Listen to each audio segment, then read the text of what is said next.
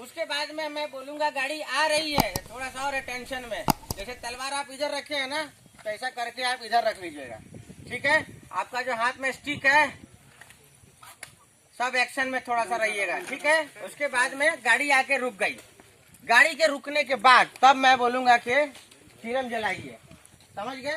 तो आपको चिलम जो है आप खाली यार माचिस नहीं है, माचिस हाय हाय हाय बताइए, माचिस नहीं है, दो ऑप्शन ना दिया था कि माचिस तो नहीं जलेगा, कहीं हवा हुआ रहेगा तो। अब माचिस है ना आपके पास, ठीक है।